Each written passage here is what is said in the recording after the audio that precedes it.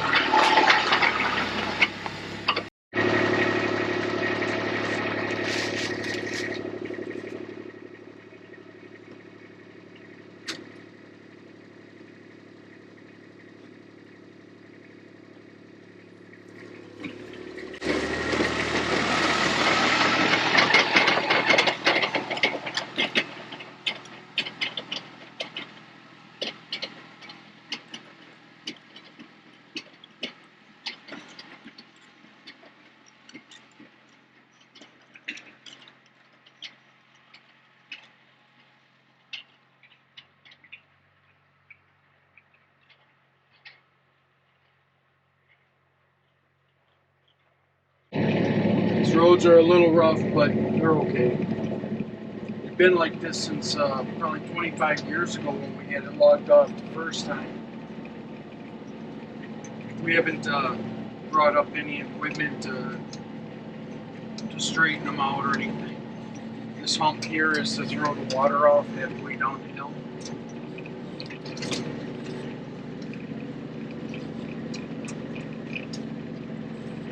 You see, I don't know if you can see through on the camera, but there's a lot of trees we're going past. They have emerald ash borer in them. And of course, because it's after April 1st, we won't be able to cut them till. Well, we could cut them in the fall, but once we switch gears to deer hunting, we don't like to mess around in the woods at all. So right now we're just in the mode of recovering the rounds that we cut before April 1st.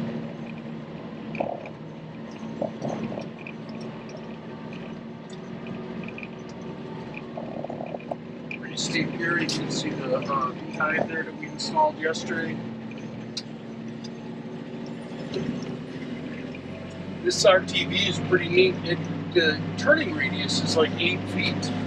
So when I got that trailer on the back, I can go straight through the woods. And if the RTV fits between two trees, no matter whether I'm turning or going straight, that trailer, because it's no wider than the RTV, will go follow the exact same tire path because those front wheels turn just like the RTVs do.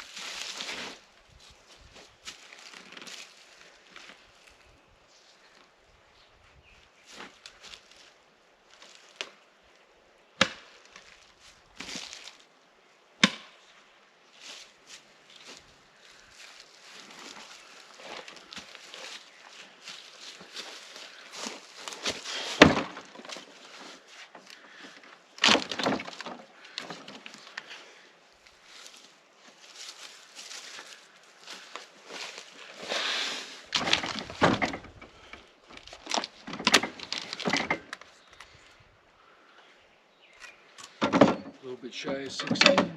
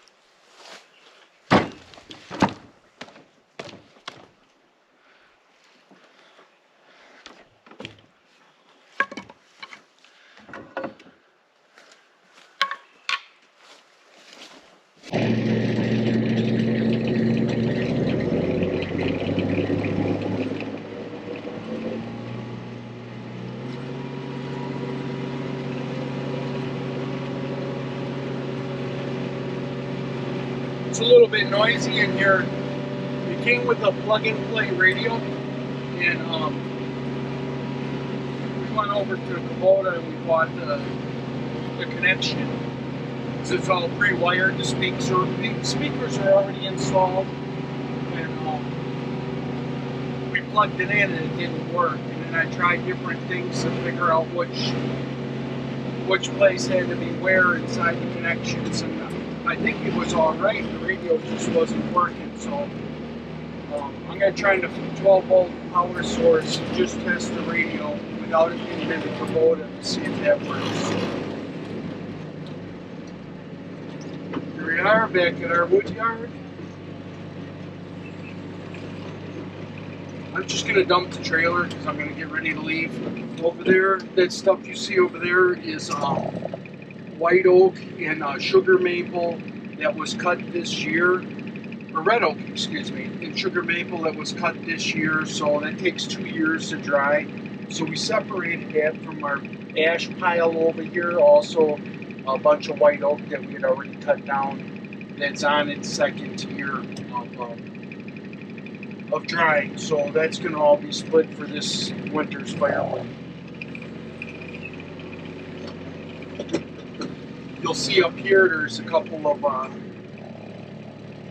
elm trees that we had cut down. They're all bucked up and ready to go too. I figured I would get the stuff furthest away and then come in and get the stuff that's close.